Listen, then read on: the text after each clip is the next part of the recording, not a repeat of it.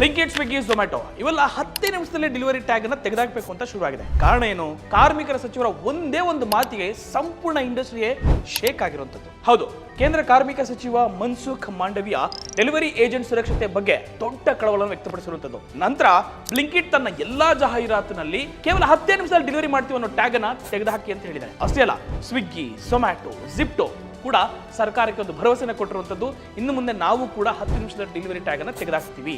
ಇನ್ಮೇಲೆ ಗಡುವಿನ ಭರವಸೆ ಜಾಹೀರಾತು ಇರೋ ಚಾನ್ಸೇ ಇಲ್ಲ. ಸಚಿವ ಕಂಪನಿಗಳಿಗೆ ಸ್ಪಷ್ಟವಾಗಿ ಹೇಳಿರುವಂತದ್ದು ಹೀಗೆ: ಸವಾರರ ಜೀವಕ್ಕೆ ಅಪಾಯವನ್ನು ಉಂಟು ಮಾಡುವಂತಹ ಗಡುವಿನ ಒತ್ತಡ ಬೇಡ, ವೇಗವಾಗಿ ಓಡಿಸೋದು, ಸಿಗ್ನಲ್ ಜಂಪ್ ಮಾಡೋದು, ಹೀಗೆ ಇವೆಲ್ಲ ಆಗುವಂತದ್ದೇ 10 ನಿಮಿಷಗಳ ಗುರಿಯ ಪರಿಣಾಮವೇ ಅಂತ ಹೇಳಿದ್ದಾರೆ. ಅದಕ್ಕೆ ಈಗ ಸರ್ಕಾರ ಗಿಗ್ ಕಾರ್ಮಿಕರಿಗೆ ಉತ್ತಮ ಕೆಲಸದ ಪರಿಸ್ಥಿತಿ ಮತ್ತು ಸಾಮಾಜಿಕ ಭದ್ರತೆ ಕುರಿತು ನೀತಿಯನ್ನು ತಯಾರಿಸುವಂಥದ್ದು. ಇದರಿಂದಾಗಿ ಕಂಪನಿಗಳು ಏನ್ ಮಾಡ್ತವೆ? 10 ನಿಮಿಷದ ಗ್ಯಾರಂಟಿ ಬಿಟ್ಟು ಫಾಸ್ಟ್ ಡೆಲಿವರಿ ಮಾತ್ರ ಬ್ರ್ಯಾಂಡಿಂಗ್ ಮಾಡ್ತಾರಾ? ನಿಮ್ಮ ಅಭಿಪ್ರಾಯ ಏನು? 10 ನಿಮಿಷದ ಡೆಲಿವರಿ ತೆಗೆದುಹಾಕಿರುವುದು ಸರಿನಾ ಅನ್ನೋದನ್ನ ನೀವು ಕಮೆಂಟ್ ಮೂಲಕ ತಿಳಿಸಿ. ಈ ವಿಡಿಯೋ ಇಷ್ಟವಾಗಿದ್ರೆ ಲೈಕ್ ಮಾಡೋದು ಮರಿಬೇಡಿ. ನೀವಿನ್ನು ನಮ್ಮ ಚಾನಲ್ನ ಸಬ್ಸ್ಕ್ರೈಬ್ ಆಗಿಲ್ಲ ಅಂದ್ರೆ ಈ ಕೂಡ ಸಬ್ಸ್ಕ್ರೈಬ್ ಮಾಡ್ಕೊಳ್ಳಿ. Boss Wala. Be the boss.